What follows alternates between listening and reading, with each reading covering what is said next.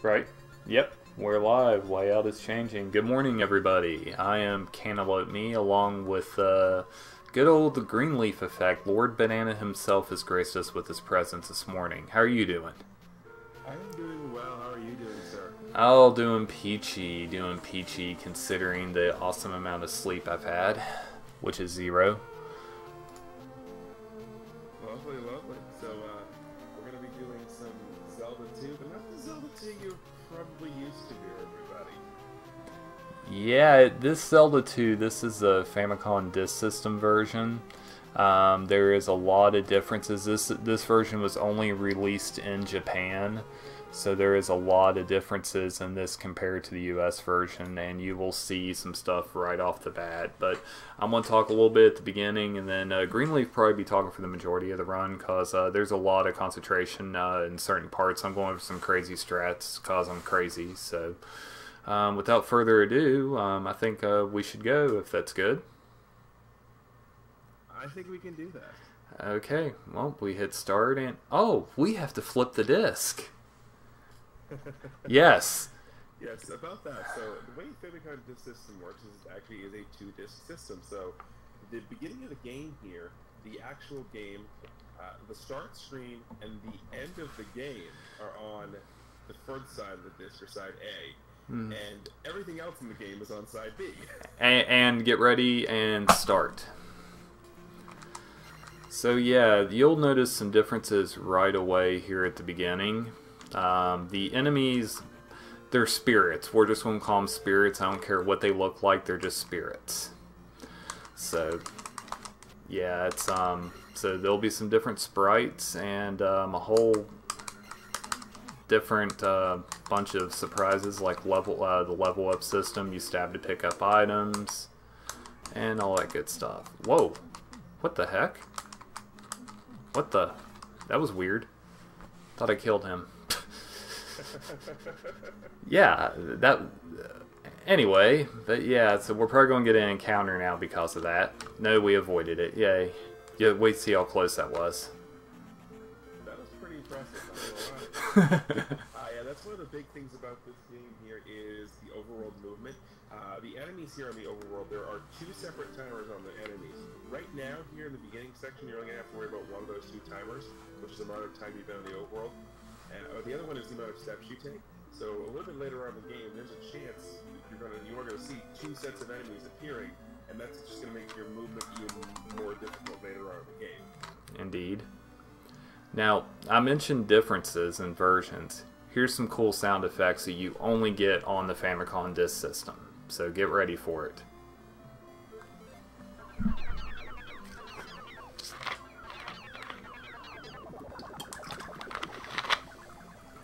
Beautiful, isn't it? Yeah, there's absolutely nothing wrong with that level of sound effect. It's really kind of cool what that's saying in that instance, and you're going to be hearing lots of those crazy sound effects. But that is the first of the 8 spells here in the game we're going to get. That is the shield spell. Now what the shield spell is going to do is that is going to increase our defense. And speaking of that, I'm going to talk a little bit about the HUD up on the top here. There are 3 levels there on the HUD. You see the sword, you see the magic, and you see the life. We're going to be maxing out our attack as fast as possible, and that's just a function of how this game, specifically the FDS version, works. Now normally in the American version, you would start off going to 200 to get attack, and then 500, and 1,000, and 2,000, and you have to do that, you know, all the time. But here in the FDS version, you're going to go 50, 50, 50. It's just going to, you're going to keep having to do not a whole lot of leveling up to get your attack to the max level. So that is definitely what you're going to be looking at here, and that's going to mean the beginning part of this game is going to be fairly easy to take care of here, because it's just going to go, you know, 50, 100, 100, 100, and, you know, your attack's going to go through the roof. With magic here, magic is going to be one of those things, yeah, we're going to be leveling that up eventually. We're going to be using some manipulation to get that to the point where we want it to go. The big thing to know about the magic here in this game is that every little bar there for magic and for life is equivalent to 16 units. So your maximum, you have 16, you have 8 total bars, so your maximum is 128 units. That's basically how you cast your spells. When you level up magic, your magic doesn't increase in power at all, but the amount of MP it takes to cast the spells is different. With your life, the same thing, everything is in 16 units, and when you level up your life, you don't get any more health, instead your ability to take hits increases, so your life effectively increases your defense. That is the same thing that the shield spell is going to do, as well as having the added effect of turning Link's tunic a wonderful shade of, I'm really not sure what color, orange or red you want to call it, but it's a thing. Well, in this run, we actually, you'll see me get the shield spell, which I got, but in this category, I never have to use it, thankfully, because of certain things to prevent me from having to cast that, so hopefully we don't see that red tunic a shame. But yeah, this run is 100% all keys, which means we are going to be doing 100% of the game plus getting every key. So we can't ferry through doors unless we get the key. Now there's a catch to this version versus the US version. You could ferry to pick up items if you were doing any percent in the US version, but you cannot do that in this version. You have to stab to pick up items, which plays a very important key element later in the run. But right now, you know, so even if you were doing regular any percent and not 100, you would have to be, you know, still getting a couple keys because there's items required to finish, you know, the game. Yeah, but the next thing to point out there is you'll notice that Cantaloupeme is jumping over those skellies. And the reason for that is because the way item drops in this game work. They're on what's called a 6 count. There are 3 types of enemies. There are the tin hats there, the ones that you've seen from Phil that are constantly coming at them and doing no experience. Those are part of the no drop group. Then there's these small enemies, they're like the little blue box. Those are part of the small group. So 7/8 of the time, on the 6th enemy of that group you kill, they'll drop a blue jar, which will restore 1 bar of magic or 16 points. And 1/8 of the time, they will drop a 50-point experience key bag. The large enemy groups, and those are the ones we care about here, on the 6th kill of the group, there's a 50% chance they will drop a red jar, and a 50% chance they'll drop a 200 experience point key bag. And the reason we jump over these skellies to the point where we are is because they are worth the least amount of experience just cold killing them. So we try and manipulate the fact that we're getting 200 experience points from them, only worth 30 experience, rather than from something like the red Doom Knocker, which is just off throwing those axes, and the parabolic arc, which are worth 50. Yep, it's early game. We're going to be those are bots. They like to troll, but we're going to be focusing on attack primarily. Now in this game we can go straight up to attack 8 as quick as possible. Now in the US version you can't because of the difference in leveling. But now the throwback. In this version they wanted you to do equal leveling, you know, level up 1 at a time. So they punish you. If there is a game over, you go back to your lowest level. So if I were to game over right now, I would go back to 4, I would go to 111. I could be at attack 8. If my lowest level is 1, I would lose everything. So, but a game over shouldn't happen unless, well, we're not going to talk about that part until we get to it because there's like a 2% chance it can happen. And that never happens in a speedrun. Now here comes this P bag that Greenleaf was talking about. This will be my first chance at it. It saves about 5 seconds to get it, and we got it.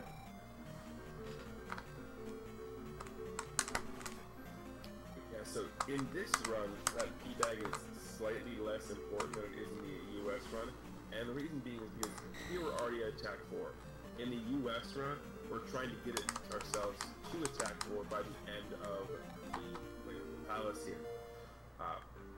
And there are 2 drops like that you're going to get in this palace, or 2 50% chances, so getting one of those is going to be what you're looking for. But real quick, what we're going to be doing here is we're going to be moving on to our boss here at Palace 1. This is going to be Horse's Head. It's a giant chest piece of the mix. And we did not get the second P bag, so we're going to be at attack 6. And I hope you all like Horsehead, because he's not hanging around much.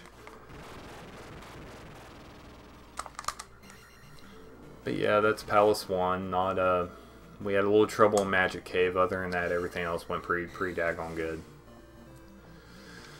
So, now we can go do, as I like to call, the fetch quest part of the game. I like to refer to it as shopping, but that's just me. Yeah. Yeah, they're... But real quick, if you don't mind, I'm going to really quickly address the gem at the end of the palace here. That gem is fairly important, because what it's going to do is it's going to give you enough experience to get to the next level that you need. As we saw, we killed Horsehead, was at attack 5, immediately went to attack 6 by putting the gem in. Now again, that gem is slightly less important here in this version because of the way the leveling works, but in the American version, that gem and all of the end of palace gems are used to manipulate experience to gain as much of your levels as possible as quickly as possible. Now this is the infamous trophy cave, where you get a trophy. The sprite is different for it too than what it is in the US version.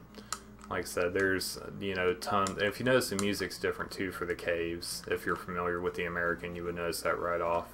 Now, encounters, other than what Greenleaf mentioned about being on a step counter, there are frame rules in this game. And if you're, you know, depending on your frame rule, which is almost impossible to keep track of, you can an encounter will just randomly hit you on a half tile step and you can't do nothing about it. It's quite annoying. It's like hugging a cactus and taking a bath in lemon juice. Ouch. But speaking of encounters, we will get into them a little bit later because it's not just our experience in the gems we like to manipulate. We also like to manipulate the overworld enemies. So we're going to be using that to our advantage a little bit later as well. But here we're going to refer to the trophy we just picked up, and that's going to give us the jump spell. Now the jump spell is needed to get through the next cave. And technically there is a way to use a damage boost to get over it, but it's pretty much impossible to do without the jump spell. So we're just going to do it the easy way. And oh yeah, it's 100% all keys, so we need to get it anyway. Yes, even if you're doing the glitch category on the US version, you still get the jump spell.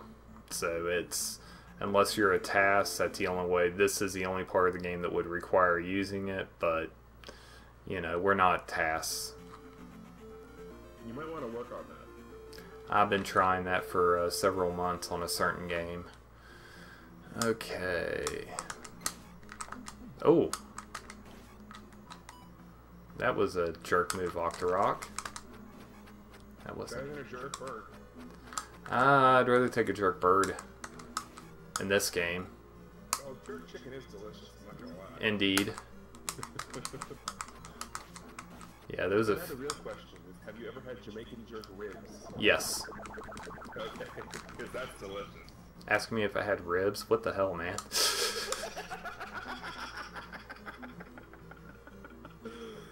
So that one jump there we just went over, that's the only reason you use the jump spell. And by the way, shout outs real quick to the amazing sound that you just heard there when the jump spell was cast. It's awesome.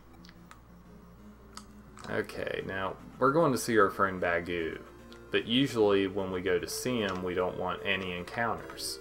And of course, you know, being a marathon run, you know, we're going to stick with those 2 encounters. If this was a record run, I would have reset probably a Magic Cave, but yeah, it's a very difficult section. You can get up to 3 encounters talking to Bagoo.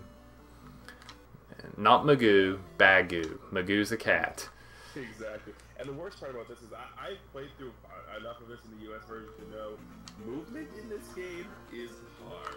Yes. Now, one cool thing you can do with the movement in this game, you're going to see a lot of these, hold on. Not that. A rising crotch stab. And that definitely, you know, is one way to attack. Now, the games, everybody's typing in Magoo emotes, sweet. But one mechanic with this game that is unique is the enemy can read your directional pad movements. Now, you're going to see that in Death Mountain with the Darias, the axe-throwing enemies. When I'm jumping into them, I'm releasing off the D-pad because when they do that, they will walk towards you. But if you're holding the directional pad towards them, they back up. They can read your directional pad movements. And a lot of enemies can in this game. So, you know, like, here I'm holding a direction, there I'm not. So, you know, on the jump you can't tell the difference, but the enemy can, and it's a big pain, especially in the US version when you only got to attack 3 or 4 going into Death Mountain. Spell. No, you'll notice so far that we've been getting spells, and a couple of them are part in a fetch quest. We need to get the trophy to get the jump spell from Ruto, and now we need to acquire the mirror from underneath the table there to get this life spell here in Saria. Interesting tidbit there. When you pick up the mirror, Link actually says, "I found the mirror." One of the only instances that you'll see of Link talking, especially in any of the early games. We're going to go ahead and talk to the woman here in orange. She's going to refill all of our magic. We're going to again cast the life spells for full life, full magic leading out of Saria. Now here, this little bridge, without Bagu, you can't get through here. So that's pretty much how we get through here. We tell him we know Bagu. He's like, "Oh, I trust you. You met Bagu. I'm going to help you cross." Now there is a way to get across there, but it involves doing the healer glitch.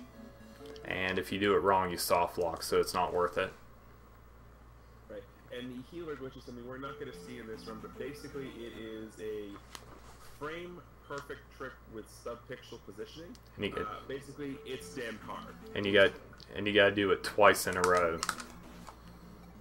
Like, you have to do the input. You have 2 frame-perfect inputs, and then you have to. Then after you do that later in the run, you have to do it again. So now we're going through the infamous Death Mountain, and now you would think with attack 6 we're overpowered. Remember, we're at life 1. Few hits and we're in trouble. Yeah, I've gone through this at life 3, life 4, it's still a pain. Now, for those of you who played Zelda 1, for those of you who haven't, you'll be seeing that coming up afterwards, but this is part of the original Hyrule here. So Death Mountain here, this is the part of the game you go to at the end of Zelda 1. We're going to see Spectacle Rock here, that's where our end game is. And it's interesting because this is the top-down view of Hyrule, and it looks so much bigger than it was in Zelda 1. Theory is just because, you know, in Zelda 1, Link was 10 years old, so it just, the small area that he was in looked really, really big. And now Link is 16, he's like, "Oh, that's nothing, no big, whatever, we got this." Now, another interesting thing in the Zelda timeline. Now, it's a very confusing timeline. I'm not going to go into each game, but chronologically, this is the last Zelda in the timeline. Correct. Which is, you know, very interesting, you know, if you want to think about that, because Zelda 1 and now Zelda 2 here were the first 2 games released. But, you know, again, chronologically, depending on which, you know, there are 3 timelines depending on what happens. In the timeline that this game exists, this is the last one. Mm-hmm. I'm not sure if it factors in Breath of the Wild or not. No, it does not. Which you'll be seeing after Zelda 1 today. I'm glad you took that segue, man. That was perfect. Dude, when am I going to miss that? Come on now. Good point, good point. I ain't no amateur. This ain't our first rodeo. No, it's not. But here in Death Mountain, we're going to be picking up the hammer. That's going to allow us to break rocks, which we're going to be doing here in a minute. Interesting note, if you've never played this game and you want to get through Death Mountain, it looks like a big old difficult maze.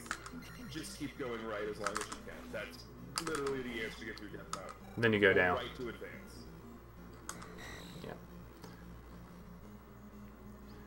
Rez, I agree with you there. The timeline is baloney. But my baloney has a first name. And its name is... O-S-C-A-R. Does your baloney have a second name? M-A-Y-E-R. Good, you can spell. I'm proud of you. Yay!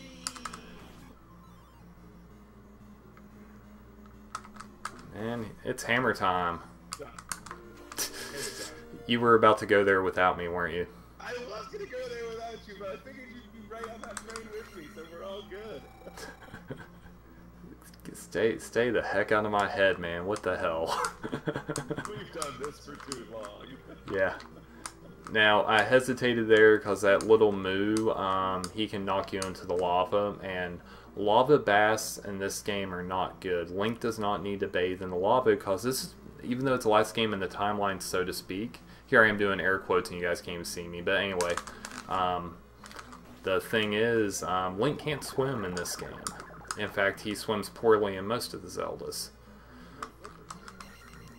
Yeah, Link to the Past is the only game he swims proper in. The rest of it's like, nah. Even Wind Waker, you're in a boat in the ocean and you still can't swim well. Yeah, we're having audio difficulties a little bit, sub, so I do apologize with it, but we gotta do with what we got. I believe this is the first time in the history of ever people are complaining I'm too quiet. Yeah, I wasn't going to say that, but I was definitely thinking it. I will. I'll go there. Now, while we're making our way over to the harbor town of Mida to pick up a couple of things, or to set some stuff up, or set ourselves up for some things, the magic containers, they do serve a second purpose as opposed to just increasing our magic total. You'll notice that when we get magic spells, they're in a list in order. Shield is number 1, jump is number 2, life is number 3, etc., etc. The reason that is relevant is because you need the number of magic containers equal to the level of the spell in order to obtain it. The level of the spell, of course, being its position in that list. So, even if we weren't doing 100%, we would still need to get all 8 magic containers to be able to get the last spell in the game, Thunder, because that is the only way to allow us to damage the penultimate boss in the game, Thunderbird. And speaking of bosses, after Palace 3, you're going to see some different bosses. I'm not going to spoil it yet. Okay, are we going to get Boulder Dash? No, we're not. Oh boy. I got to do the old 5 pace trick. I hope it works. Haven't missed Boulder Dash in a long time. Let's see what we get. Wow. How did I do that? That's called being good at the game, my friend. That's all that is. No, that was dumb luck. I was trying to help you out. You're the one selling yourself short. I always sell myself short. Yeah. This is pretty impressive. You a tall guy. Yeah. Yeah, I'm not short. Okay, now we finally get Life 2. Which is awesome. That's the medicine that you saw briefly for a second. Yeah, so the medicine or the water of life, depending on which translation you're using, is needed to go, again, back to the harbor town of Mido to give to the old world, and so we can get probably the most broken spell in the game, and that is Fairy. Mm-hmm. The Fairy spell can be used for several things, as it was mentioned earlier. You can use the Fairy spell to flutter through keyholes to be able to pass through doors without keys. That concept of the Fairy spell is used very extensively in any other run that's not the all keys run. In addition to that, the Fairy spell is significantly faster than Link because it gets to its horizontal walking speed a whole lot faster than Link does. And oh yeah, finally with the Fairy spell, you can use that to be able to trick the game a little bit and do what has been dubbed Fairy Feet, which is basically a frame-perfect tap execution, very similar to the screen wrap in Zelda 1, which you're going to see later, that allows you to trick encounters and to exit the left side of the encounter, but exit the right side of the overworld. Yeah.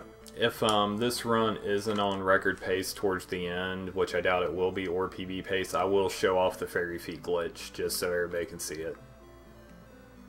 And the reason it's called Fairy Feet, I kid you not about this, is the guy who discovered it, Crystal Saber, was messing around with the controller with his feet and discovered it. Mm-hmm. Yep, Crystal Saber, for those who don't know, I'll go briefly on him. He's the only one that has beat Zelda 1, Zelda 1, first and second quest, without taking damage. He's super at it. He is super fantastic, wicked nice guy, all 9 yards.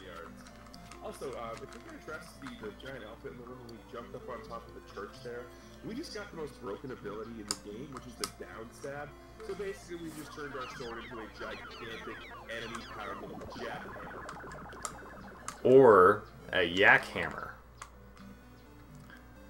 Which we'll address what a yak hammer is later, but basically, the reason the down stab is so good is you press your A button to stab here in this game, and you have to go through the entire stab animation before you can stab again. With the down stab, your attack animation is 1 frame. So you can literally attack as much in a second as fast as you can mash. Yep, and Greenleaf has seen my mashing in person. He knows it's fast. Can confirm this. Yep. Yep, it's a Swedish jackhammer, correct. So now that we've done the shopping portion of our trip, we're going to go ahead and pick up one last thing, which is going to be our 6th heart container. And then we are going to be on our way to Palace, to the Swamp Palace. And we're going to continue on the whole point of progression of, you know, doing the whole saving the world thing. Yes. So there's the heart. Now, this coming up, this walk through the swamp to Palace 2 is one of the... this part of the game, it's very easy to get an encounter, and I'm doing a very specific walk, and we will see if it works. So far, so good. Now I'll get an encounter at the end of the road. Just right where... Now this is where it gets a little more difficult.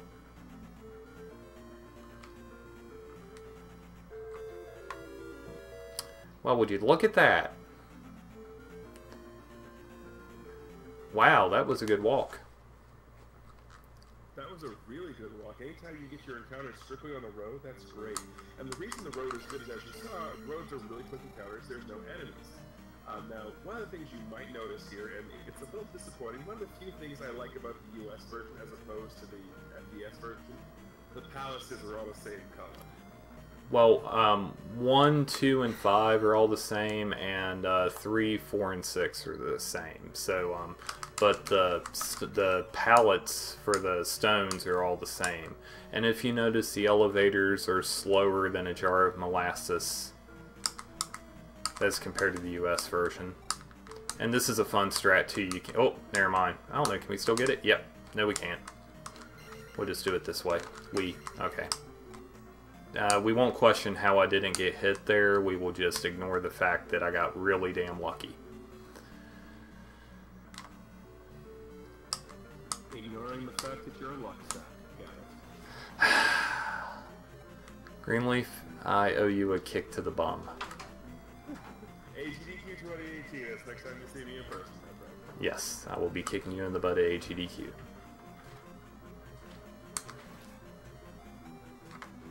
Hey, to be fair, the last time you saw me at AGDQ, it was 2:30 in the morning, and you convinced me to lead a group of probably, I'm not sure how many people were in that room, plus the 100,000 people watching at home who sing the Freddy Krueger song. So yes.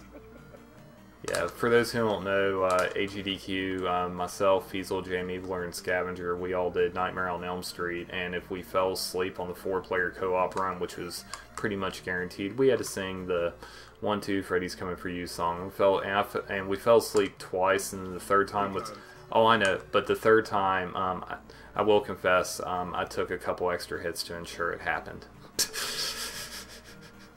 Yeah, I might have caught that. I just wasn't saying anything because it was like 3 in the morning and I was extremely tired and still recovering from karaoke that night. Oh yeah, we were all tired, but hell, it was a hell of a run. But anyway, now here comes one of the most annoying rooms in this palace. And if we do it right, you'll see what happens. Well, what was up with that spawn? That was a perfect spawn. That's not supposed to happen. Don't question it. No. Don't question it at all. No. Okay, so here comes our other drop, and let's see what we get. A red yar. Didn't really... No, I wanted a pea bag actually, because there's a red jar up in that statue.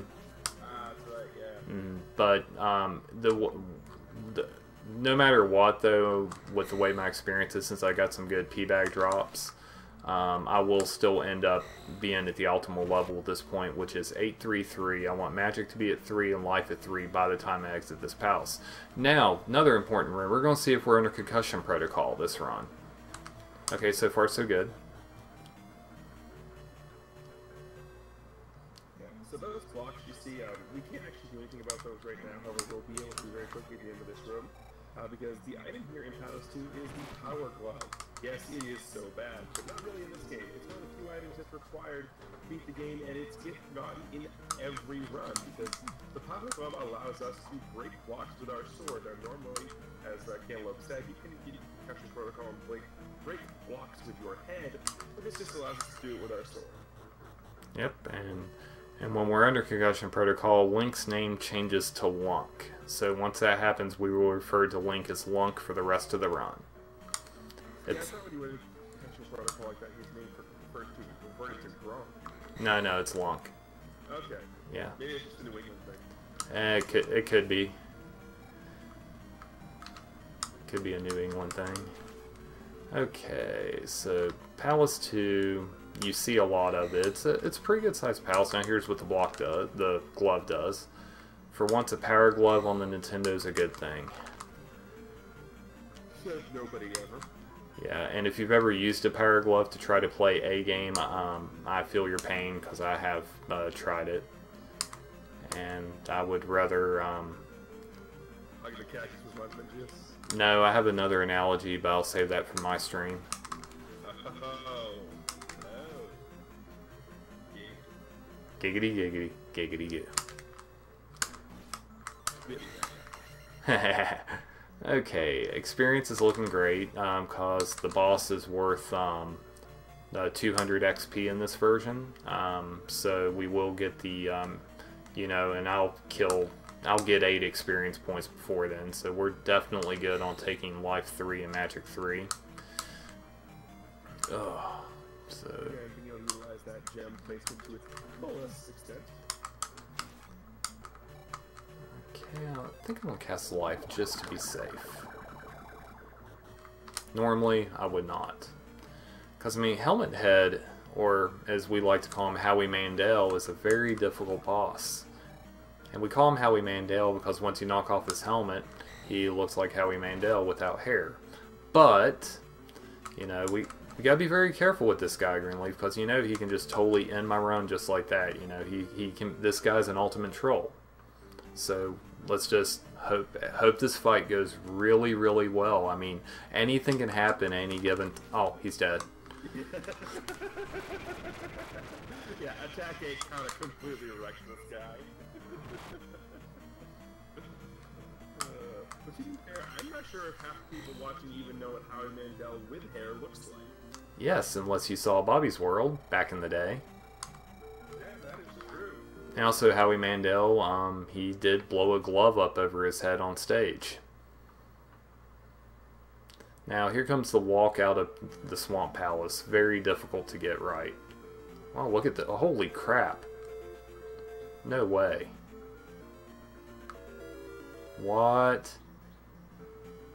No, this ain't gonna work. This ain't gonna work.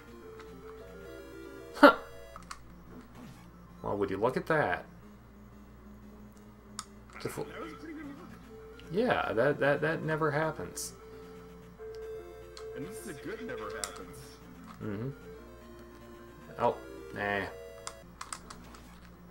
So, if you guys remember all the downtime between Palaces 2 and 3, yeah, ain't happening between 1 and 2.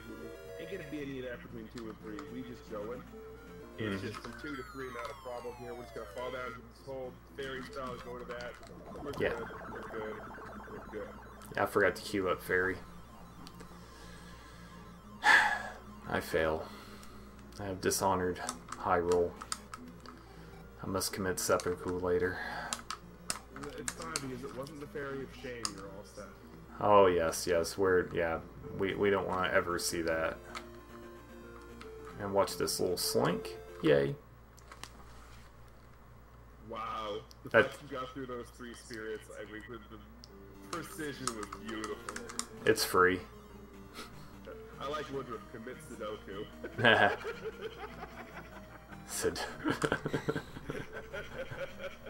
Oh, that's beautiful. That is good. Points to you, Woodruff. Points to you. Yes. Okay, now this palace we're only going to be able to gain 1 level before the boss. So when we leave here, we're going to be at 844. So, because the next level threshold would be 1500 XP, and there just isn't 1500 XP. So, oh yeah, Concussion Protocol, are we safe? Yep, still safe. We're good until Palace 5 now. Yeah, survive that room without getting hit in the head. Yeah, it's going to happen. Right, sure. Now, Palace 3 is pretty straightforward. It's one of the shorter ones in this route. You know, you're still visiting almost all the rooms, but it's really not a big palace at all as compared to some of the palaces later game. Now this jump, yeah, five's pretty big. Yeah, no. Yeah, that jump that he just made, a lot harder than it actually looks. He makes it look super easy. Can confirm that jump's a pain. Yeah, you gotta be moving full speed and jump at the very end, and make sure you hold A the whole time, or you're going to do this. Whee! Of course, that was intentional that time. We want to go link and go down the hole. And we have a Tiny Toons reference. Awesome.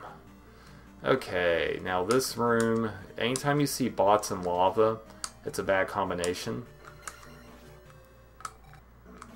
And I just did a stupid jump there, and it worked.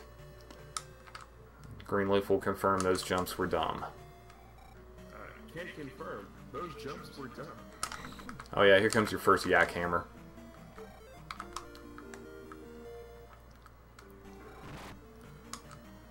6 out of 10 needs more yak, less hammer. Yeah, first attempt at it. So yeah, jog off. Anyway, Anyway, that's the raft we got. Now the raft is going to open up the eastern half of Hyrule to us, and that is very important for a couple of reasons. The biggest one being, of course, that, well, the rest of the game is on the eastern half of Hyrule. But that is not the biggest thing we care about with that raft. The raft gives us access to something very, very important. I think I know what you're talking about. But we'll just leave that hanging right there until Rebanak is over. Yeah.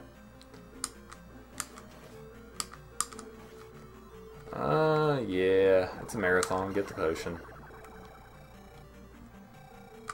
Yeah, so the boss here of Palace 3 is Rebanak. So it's basically a blue iron knuckle riding on a horse. But Rebanak is the translation of the English version. If you want to translate its Japanese name, it actually translates into Rebel Knuckle. And the reason it's translated into Rebel Knuckle is because in Japan, especially during this time, rebels were a name for motorcycle riders. And a horse is the closest thing you're going to get in this sort of time frame to a motorcycle. So just think of him that way, as he's the motorcycle riding, blue iron knuckle. Things I'll never learn in life for 500, Alex, please. This is doing commentary with Press J Polk for way more times than you need to. By the way, if you're ever doing commentary with Press J Polk, never bring up the Zelda timeline. Yep, never. Trust me on this. And here's Rebo. And there's Rebo. And he's doing a little moonwalk for you. I love you, Press. Okay. So pretty good palace. Leaving here sub 37 minutes. Isn't bad. Not PB pace, obviously, but okay. Alright. So. Well. Oh, another thing. If you go off the screen at the same time you level up, you soft lock. So that's why I stopped. But if I may. Yes, you may, and of course, I'm definitely adding to it, so feel free. That's fine. So, I mentioned the raft, and the raft gives us access to Eastern Hyrule, which is fine, because that's where the end of the game is. That's perfectly okay. However, there's a problem in Eastern Hyrule. Now, this problem in Eastern Hyrule is a problem that, I don't know if it's a singular town problem, or if it's a problem that plagues lots of towns over in Eastern Hyrule, but it's still a problem. And that is lazy, thirsty frogs. That's right, I said it, lazy, thirsty frogs. Now what I'm talking about here is the town we're coming up to, and that is the town of Nabooru. Now Nabooru here, it's a fine town, it's got waterfront views, it's great, except this thirsty frog, she's really lazy. And we're gonna walk in, and she's gonna sit here, and she's going to talk to this kid who she's just met now, and have this random 16-year-old give her water from a fountain that is 20 feet away. 20 feet away. That is from her house. That is 20 feet, 1/4 furlong, baby's crawl. Look, right here's the door. Right here's the water fountain. And then you just bring it back to her because she's too lazy. She could have walked and got that like an hour ago. But no, she waited till a muteless pants child came along and took advantage of his innocence to get that water for him.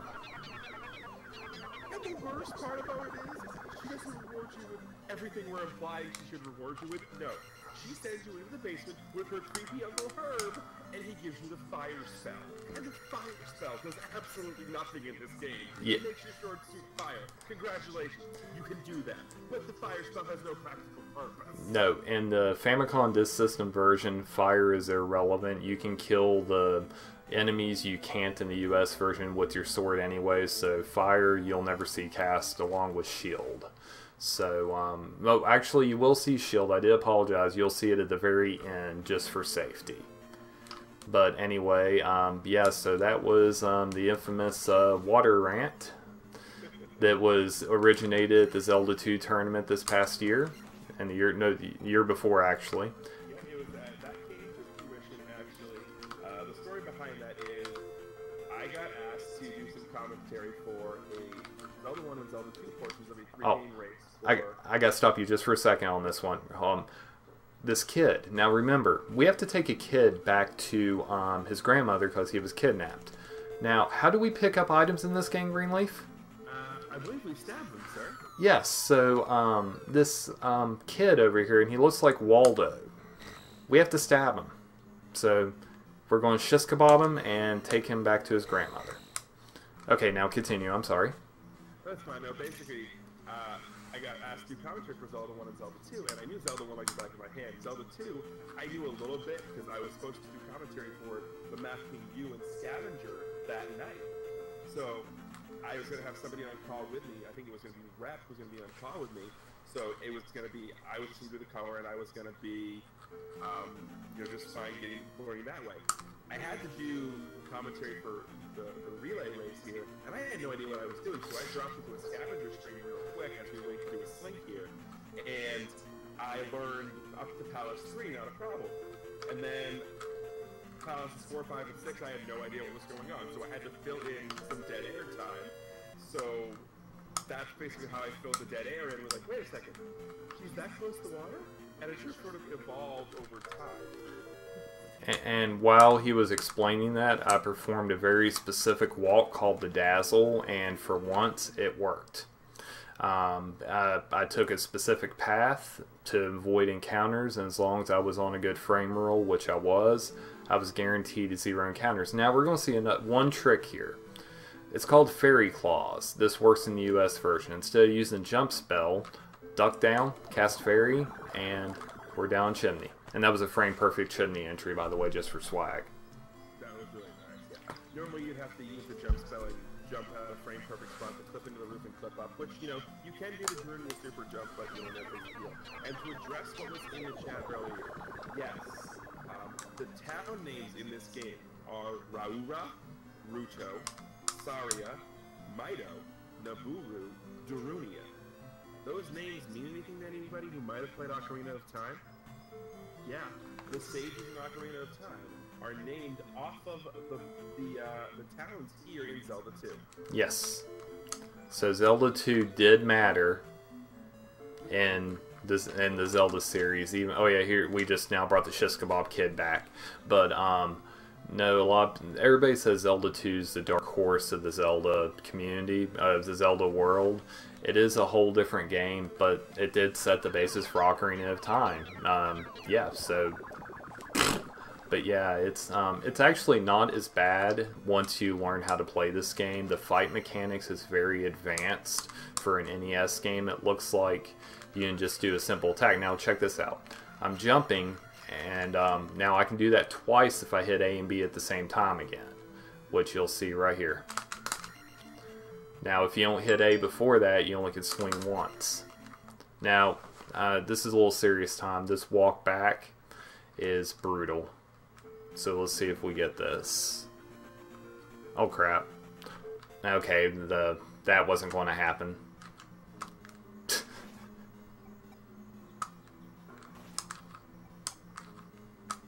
That was just, that fairy was so random I couldn't do nothing with it.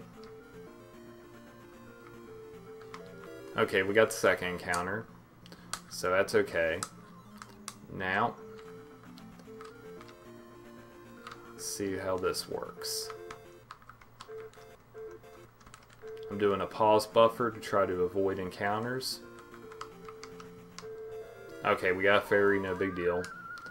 That was going to happen. So this walk wasn't that bad, but it wasn't that... Oh. You had to say something, didn't you? Maybe. Now, the reason we had to go and do the kind of kid back in first is because Palace 4 here on Maze Island is a bit of a troll.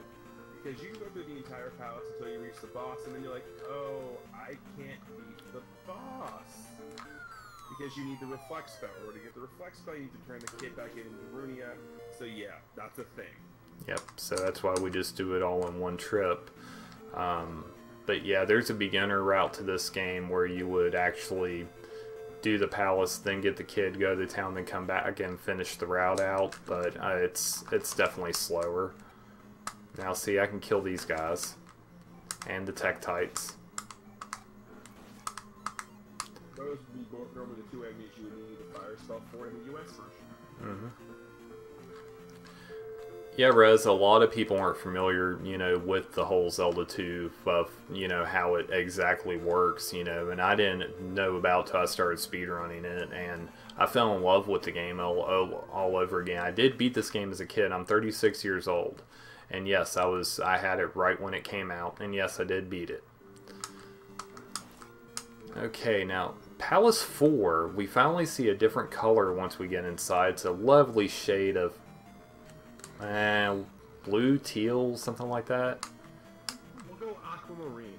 Okay, aquamarine. Yes. So yes. Now, level-wise, here's what we're looking at. I'm gonna get 2 levels. That's guaranteed. I want 3, which requires pure RNG. If I don't get a 3rd level, we're going to be going. It's going to hurt us late game, but still enough to be able to do well. Now another thing, usually I take 2 death abuses. I'm only taking 1 in this run because it's something that can happen at the end of the game. I have a highlight of it on my channel if anybody's curious to go dig at it. But the Dark Link fight in this game isn't cake as is in US version. It can be, but Dark Link can troll you. He can also be invincible. That's that thing I was telling you that's a small percentage that can happen. And it happened to me on a PB attempt of New Game Plus. He was invincible and could not deal damage to him at all. So I want to make sure if that happens, I don't game over at him. So I'm only taking 1 death abuse in this palace. For the kids in the crowd, we call that marathon safety. Yes. And here's another yak hammer. That was a good one. 10 out of 10 wood yak again. Okay. Alright, so dying in this game just resets you to the room that you were in. Yeah, there are lives. There are definitely lives in this game. We saw one up earlier. But game overing, what that's going to do is does a couple things. 1, it's going to reset you back to the starting palace that you were at, Eastern Palace. 2, as was mentioned earlier, it's going to reset your abilities to the lowest common denominator. So in this case, if we game over, we'd be at 444. Or, yeah, still 444. Yep. So that's basically the 2 things. The one aside from the game over is, remember I said there was a second thing that we were going to address with the flipping sides of the disc at the beginning of the game? Well, that's the second thing is, I I mentioned that the beginning of the game was on side A and the main bulk of the game was on side B. Well, the Great Palace is back on side A. So the developers, being at least somewhat nice, decided, well, if you made the Great Palace and you flipped your game over, if you game over in Great Palace, you can start right at the beginning of Great Palace again. So there's that. That's about it. Now the wizard, yeah. What he meant was, I know it's hard for you guys to hear him, but side A of the disc has Great Palace and your memory and your file saves. Side B is what we're doing now, the bulk of the game. A lot of games on FDS require a lot of disc flipping. For example, Castlevania 2, if you do the current speedrun route with it, you're flipping the disc 5 times during the run. Wow. Yeah, I did it on stream one day, and I am playing on original hardware, by the way. So this is not emulation. This is a real deal.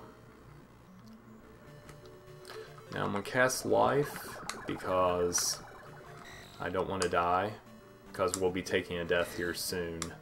Now we're going to do the left side of the palace. This palace you do the right side and then you do the left. Now Wizrobes, you only can kill them with the reflect spell and reflect back their beams. But however, the Wizrobes in this version have a completely different AI than the US version. They will literally just say, nope, you're not going no farther, and just hit you repeatedly. Good, a pea bag. We needed that. Yeah, they do look questionable, but yes, they are Wizrobes.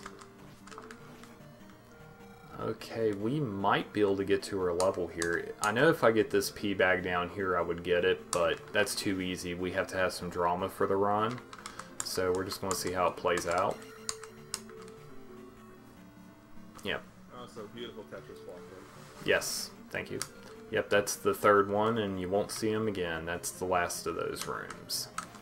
They are in the game, but that's the last time you're going to see them. Okay, now here will be the first death, hopefully the only death of the run that you're about to see, after we get the key. And oh yeah, and seizure warning on the death screen, by the way. Just want to give a heads up. If you're sensitive to seizures, you want to look away about now.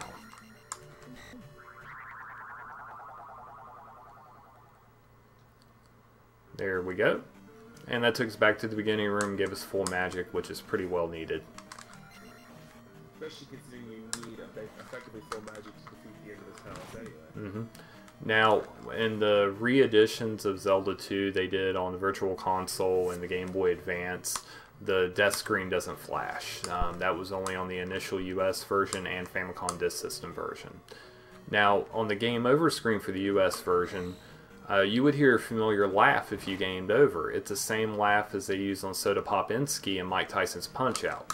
But here it's a sound you'll hear later. I'm not going to spoil that. The other thing about the sound effects in Zelda 2, the American version, is it wasn't just Soda Pop Insky's laugh they stole. All your overworld encounters in Zelda 2, and the American version, are the star uppercut sounds. Yep. Oh, and here's Karok. In the US version, you fight him on the right side. You can't do that here. And he's a different sprite. So, you stay on the left, and he can kill you still. Karok is one of the few fights in the game where your attack level does not matter. He takes 8 hits no matter what. There is one other fight that does that. Well, we've already discussed it a little bit, but the Dark Link fight, the end boss, also takes 8 hits no matter what your attack level is. Karok, K-A-R-O-K. You got it right the first time. It's C. Oh, is it C? Yes, it's C. You got it wrong. Okay, I always spelled it with a K. Nope, it's C. Okay, we got our extra level. We'll take life 5. And coming up here now, you guys are about to see a trick that was discovered, sometime last year. In this version, it's not as penalizing as it is in the US version. In Palace 5, we're going to try a tricky damage boost. In the US, yes, it's free in this version. If you miss it, you don't have to worry about re-getting your magic because you have enough magic for for fairy and jump. Since I'm at level 6 on magic. So yeah, we're going for Eco Key. And if it works, you'll see how beautiful it is. You'll see when I don't even have to explain it. You will understand it instantly what I'm trying to do with it. It's a pretty simple trick. But it saves about 10 seconds if it's done right. And we will find out in the room after this. Here's a nice little fun sequence I love doing. Wee, wee, wee, wee. I just did. Okay, here we go. Eco key time. Let's see if we get it.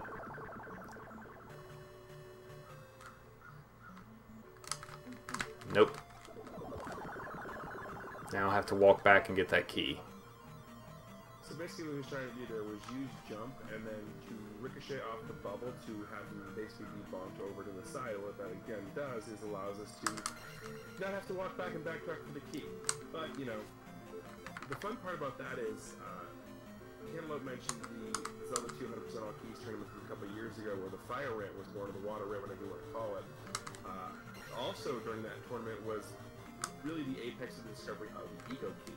And it happened, the first time we saw it in a race was a race between Simple Dude and Feasel. Yeah, that Feasel and that Simple Dude. And it was, again, I was talking about doing commentary with Prez. Him and I are on the call, and we legitimately lose our minds when Simple pulls that out. Mm-hmm. Yeah, because nobody was expecting it. Now, here we go with the trolliest room in the game. We need this key up here. There's only one way to get it. We must wait. Like, the game's just preparing you for that the entire time. Just wait. You know what? We avoided concussion protocol. Are you kidding me? Where are these block rooms on your PD cases? Oh, that's only when FAP luck, the Cantaloupe luck comes into play. So yeah. Okay, now these red enemies are Moggos, and I will be killing 3 of them at least for experience. I definitely want to take a level before the boss. Oh yeah, another interesting fact about Palace 5. Now, there's an invisible wall you have to walk through in the US version. Yes, they are random, Darwin.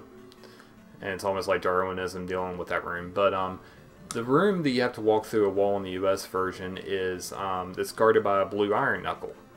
Well, they wanted to do something special for this version, so they gave Horsehead another try.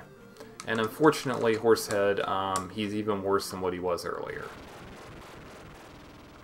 But seeing Horsehead twice, doesn't that ruin your theory about Zelda 2 being the Dark Horse? Because he's a white horse. Depends if one's negatives and one positive, and you multiply them, then it's negative. Wait. It's way too early to do math. What are you doing? I've been awake over 24 hours. I'll do math if I want. But no math. No, that's only in my chat.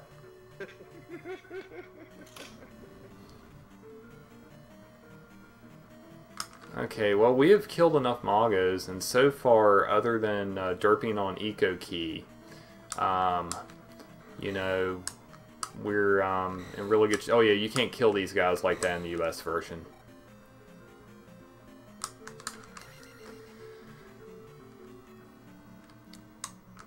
No task key, I'm disappointed. I'm not too worried about the task key. I've lost seconds already. What's losing another couple frames? You know, I just asked Fabric that saved you 20 seconds. No, it saves 2 minutes actually. That's what he says. You're 2 minutes now? Yeah, it was 2 minutes to start with.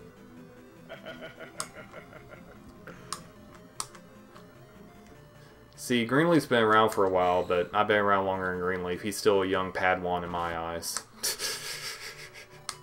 Next year, you're telling me to get off your damn lawn. Well, that's coming up soon, because yes, I am getting old. I'm well aware of that. Thank you for reminding me. You know, I wasn't going to bring age into it, but you brought it up, so... I already said my age in here. Ain't no big deal. But to be fair, though, we're both old in the eyes of the organizer here. Yeah, that's true. Okay, so now we picked up a nice item called the plunger. Flute. It looks like a plunger, yes. It's used for 2 things that you will see later. So, Gramps. He just called me Gramps. Yeah, I might be getting old, but, you know, at least I'm a tall old guy, I can say that. Yeah, but look at the bright side. We might be getting old, but we had all the cool bands. Yeah, and if I want to see my reflection, I can just look at the bald spot. Anyway, Perfect timing on the balloon, by the way. Yeah, thank you. Yep.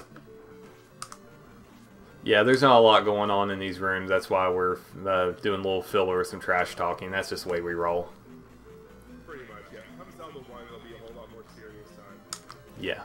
Yes, Resi, there is a hint towards walking through the wall. Basically, if you want to figure out all the hints in this game, you have to go into what I like to refer to as Star Tropic Syndrome, where you have to talk to everybody, and they'll give you little hints. Like, you'll get a hint about King's Tomb. South of King's Tomb is a secret. Telling you about the drop the Palace 3. But yeah, everything in the game that looks like it's trolling, but there are ways around figuring it out. People will tell you. You just have to talk to them. Mm-hmm. Yes, as compared to Castlevania 2, where the hints were actually deceptive in the Japanese version, this game actually does help you. Now, we only need 4 more experience, which we will get, thankfully. So we will be doing the optimal leveling of 886. That will be happening. So we got that working for us. Now I'm gonna try to hit. Nope, never mind. Now I gotta do it this way. Okay. Yeah. Now, in the U.S. version, the boss is Goomba, a big old red jerk. Well, they didn't make a sprite for Goomba. Now remember, this game came first. Goomba came later for the US audiences. So, yeah. Here, Helmet Head wants another go, but he's a little stronger this time. You'll actually get to see his bald head. Until... Yep, and now he's dead. He got me once. Oh, he was mad you were making fun of bald spots. And he'll get over it. Okay, we got no refill. We're leaving... I'd like to be leaving a little quicker than this, but we'll take it. Now, now we're doing a little small fetch quest here. We need a heart container. Now, in the US version, you would take a ferry and just fly over to it. However, we don't have ferry. I mean, well, we do, but you can't pick up the items, so... Most important question here. Are we river dancing? Yes. Okay, so what I'm referring to when I ask Cantaloupe, are we river dancing, is you've heard us refer to you. We talked about the walk over by Daruni as the Dazzle. This is another one of those very specific walks. This is called the river dance. Now, if executed properly, you're going to take an extra step here on the water. What that's going to do is it's going to set up the timers and the steps perfectly. You're going to walk off the road very briefly, get your encounters right there, walk down, and if this works out properly, after you play the music of the River Devil here, which is a much better sprite than the US version, you'll be able to walk right in and get the encounter skip. Unfortunately, we didn't get it. Okay, okay, the run's dead. I'm gonna show off Fairy Feet just for the hell of it. There it is. That's Fairy Feet. So I can't PB on this run now. So I just wanted to show that off. That glitch isn't normally allowed in record attempts. But this is for charity. Yes, indeed. So yeah, we'll... By the way, if you haven't realized that by now, and you haven't seen Moobot spamming it in chat, we are doing this for charity. You can donate at SpeedrunCTW.com/donate, and all proceeds here from the marathon are, of course, going to charity water. Hey, baby. And Rezi, Fairy Feet is a glitch that was discovered and named as such because the person who found it was playing around with their feet and actually got the glitch. Basically what it does, it's a frame-perfect setup, very similar in execution to the screen wrap in Zelda 1, which I will explain how that works when we get to Zelda 1, but it basically does the same thing. You exit one side of the screen and appear on the other. Mm-hmm. That's what we did. It's a little tougher than the screen scroll, too. You can do it without being a fairy, but, you know, it's a lot easier when you're a fairy. It's just a lot more precise because of sub-pixel stuffs. Now, remember the hammer, it also chops down trees. Yes. And hey, to be fair, when it comes to screen wrapping, I can actually do that now. Oh, nice. Randomizer is a wonderful tool. Now, in this town, we get the items in the reverse order than what we get them in the US, just because of the way the lady comes out the door in this version. The NPC walks around in front of her, and you gotta wait for that to pass, and it takes longer. So we get the items in the reverse order. In this town, there's 3 things to get. Magic container that we just got, a magic key, and then there's a spell. What's the name of that spell, Greenleaf? Spell. What do you want me to spell? Spell. Well, what should I spell? Spell. Okay. Oh, Go right ahead. please do.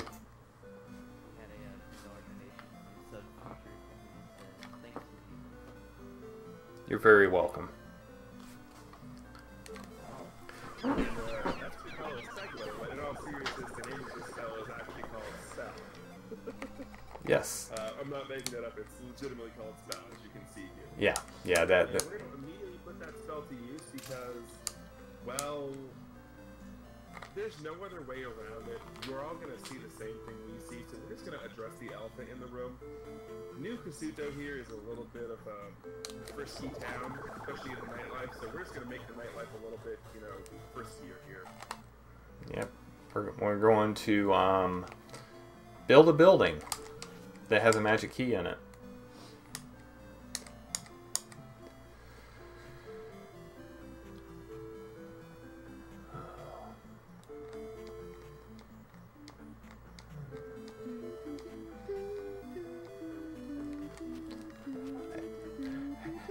Hey Greenleaf, who sings that song originally? You want me to let them? Yes, please. I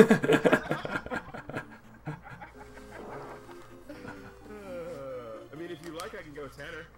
Oh no, I need to keep my hearing for a little bit longer, please. I'm at 10 or 12 miles away, but okay. But oops. Wow. I'll also be hosting some tomorrow morning, guys. So don't worry. Plenty more bad TGE puns. Oh gosh, I know what stream I'm not watching. No, I was kidding.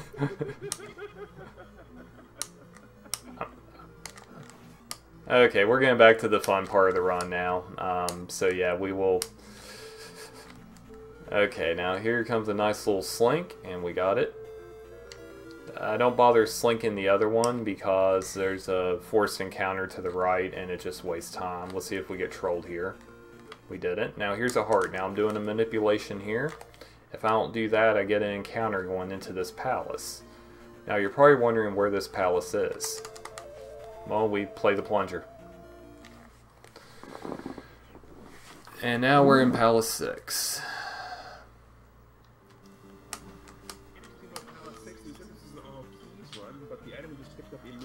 That is the magic key. So, yeah, we need that for here because there's really not a whole lot of keys in this palace. Nope, there isn't. This palace is special. It's got some really dumb rooms and a lot of dumb wizrobes. Just like you know, level 6 in Zelda 1 has dumb wizrobes. Ooh, didn't want to kill him. That was a frame perfect kill by accident. I gotta quit doing this frame perfect things. Geez, get bad, bro.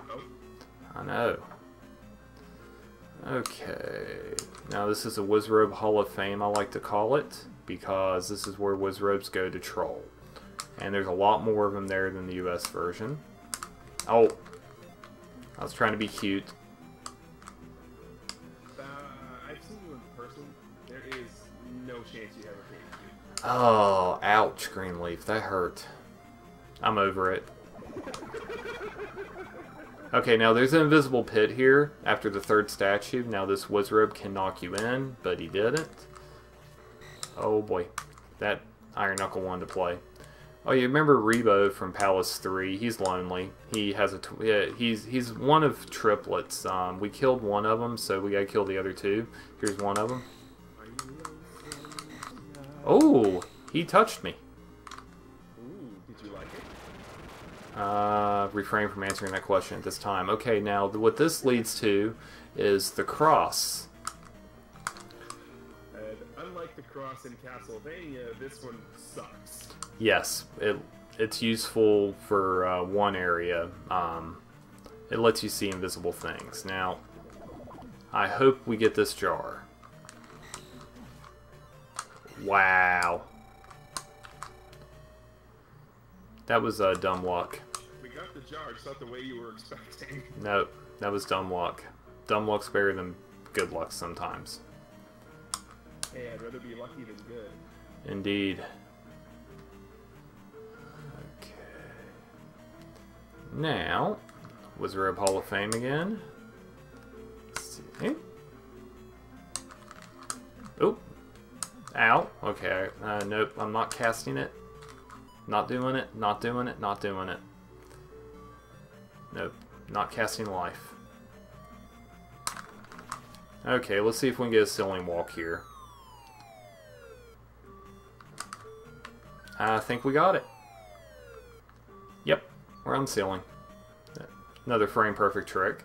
Yep, and the reason we can do that is because we do have the key for that door. And 100% all keys simply says you have to collect every key. It doesn't say you have to use every key. Correct. And the way the ceiling walk works is as you fall onto that screen, if you happen to fall on the right perfect frame there on the right hand side, then you will go ahead and be able to walk on the ceiling. Mm-hmm. Really that simple. There's no more explanation for it than just that. No, it just takes a little practice. It's very useful in the any % deathless route. It's one less spell you'd have to use. Get through that room. Okay. Practice? What are you talking about? Practice? Indeed. Practice? Okay. And we're going to go ahead and cast the fairy spell here to the lava lamp room. Kill those guys, because if not, the screen lags with the MOA up there dropping fireballs.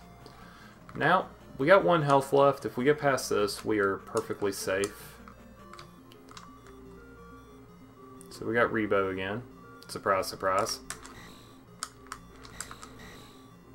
That was a pretty good fight.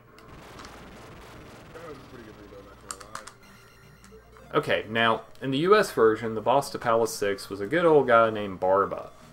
Well, Barba's not in this one. This is Volvagia that you first see in Ocarina of Time. Hey, look, another reference. So, you're going to see Volvagia's first appearance. Now, headphone users, you'll appreciate this. We'll be quiet for this battle, so you'll get to hear the glorious.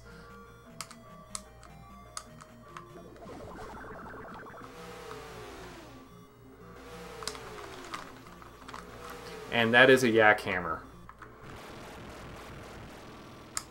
Yes, one thing of note here with Volvagia, the same thing for Barba in the US version, is if you enter this room, keep holding right, and just keep moving, keep moving, keep moving, and get on that spawn platform there before the boss goes ahead and spawn, then you will always get the spawn in that spot where Cantaloupeme got it in the right-hand side. And they changed everything, Resi. Not just the name of the boss, but the boss as a whole. The dragon in US version is completely different than the dragon here, than Volvagia here. Barba is actually much easier to deal with because Barba's hitbox is so much easier to deal with. And he stays out longer. If I would have let Volvagia stay, he would have just went back down instantly. He doesn't stay out for a long time at all. So the yak hammer is the preferred method to kill him, and that's it's not that hard. You just gotta be able to mash down pretty decent. As in, you know, you better have a good thumb. Now we are getting the final spell of the game. It is called Thunder, and it ironically damages another enemy with the name Thunder in their name. So, are we going Rocky 3 and Thunder Lips? We can. Okay, beautiful. Then Thunder Lips it is. Yes, it's Thunder Lips now. Okay. Now, if we didn't have the cross, those blue MOAs, we wouldn't see them. Now, this coming up is probably the most random part of the game after you get across these bridges. The Valley of Death.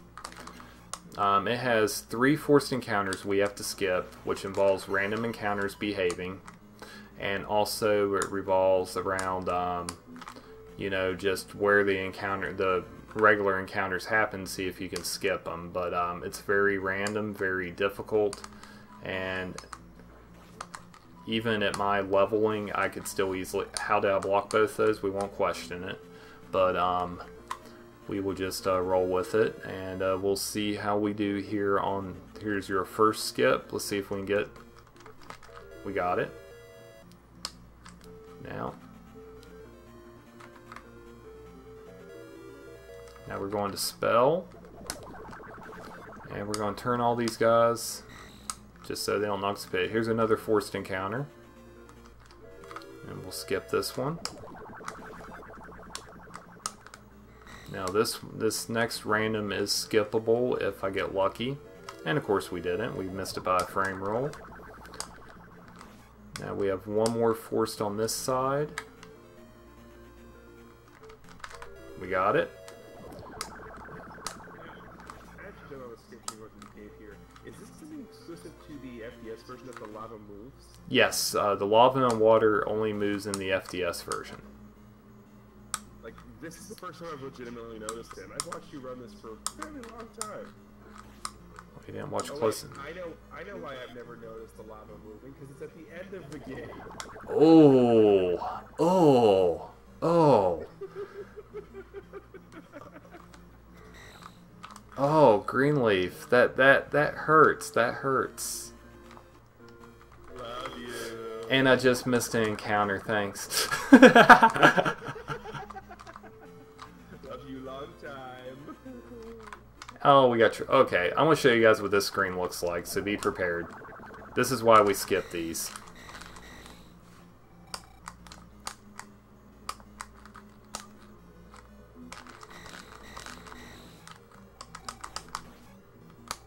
Yeah, that's why we skip them. So yeah, you just got to see a rare screen a lot of people don't get to see. For the longest time, I never knew what actually was in those screens. Yeah. And you can clear those without jump. Oh yeah, epic disc change coming up. Get ready. Wait for it.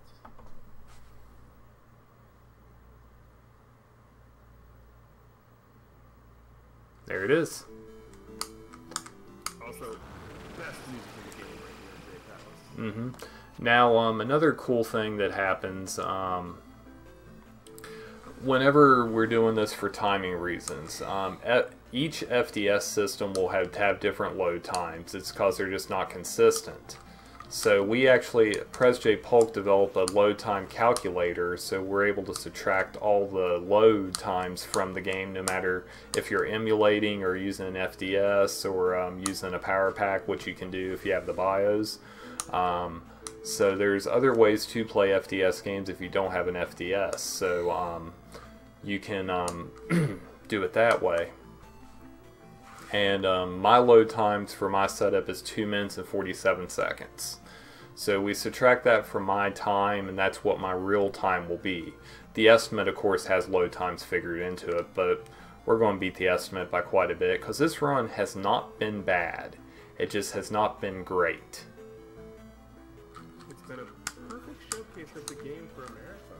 Oh yes, it's been a great marathon run.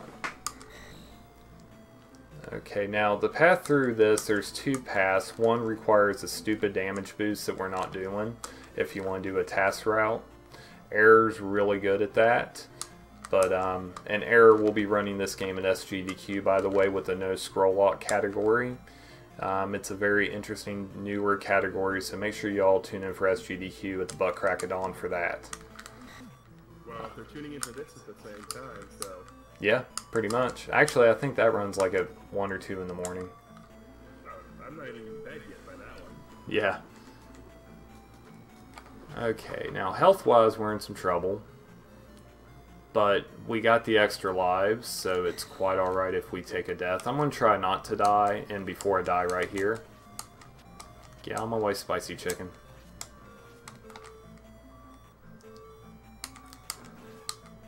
Okay, well, we actually didn't die there. Now, there's a red jar up here. I'm going to give it one crack. If we don't get it, we're just going with it. Hey, what do you know? Nope, don't hit me.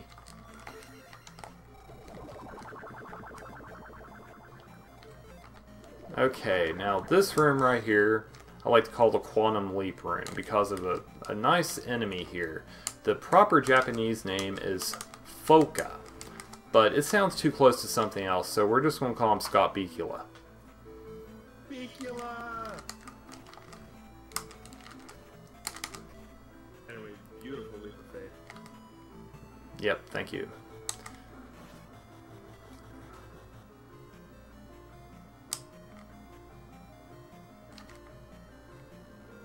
All things considered, this has been a really good great battle so far. Oh yeah. Yeah, only one mistake.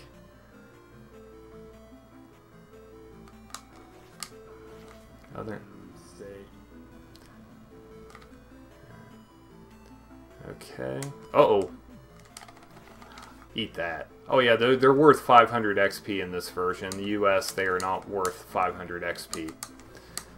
That's how you take care of that. Okay, we are closing up to the end. Oh yeah, there's a Fairy of Shame over here that I'm not going to get.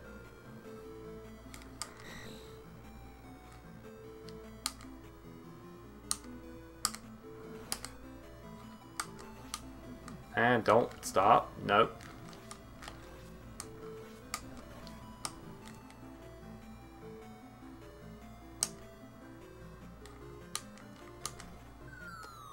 Okay, now I hope this blue bot doesn't scare the crap out of me.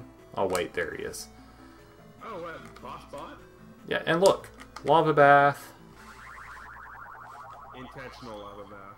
Yes, now, in case the Invincible Dark Link happens, we are in good shape still, so, because we got plenty of lives. Okay, now, this will be the only time you see shield. Shield, jump, reflex, not reflect, and we queue up Thunder for Thunderbird. And this fight right here is...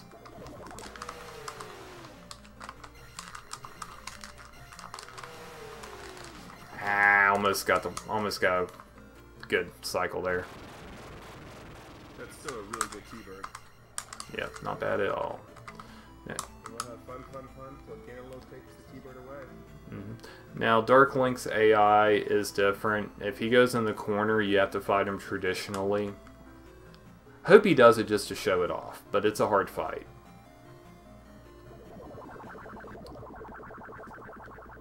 And I'll let you know when time is. It's coming up. Okay, he's not invincible.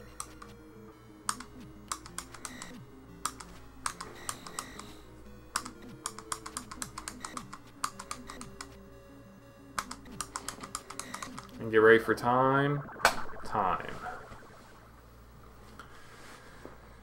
I think my time's a 1:20:54 by my calculation, so subtract 2:47, you're looking at a 1:18:07,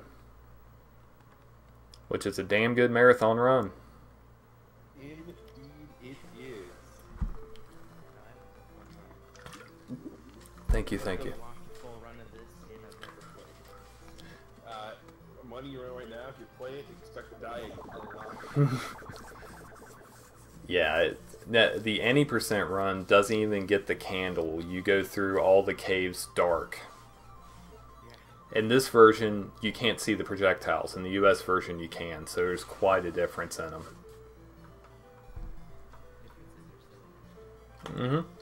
A lot of FDS titles to Famicom or NES does have a great difference. Even, real quick, Metroid, for example. There's no passwords, you actually have file names. Same thing with Kid Icarus, and even Castlevania 1, you have file names.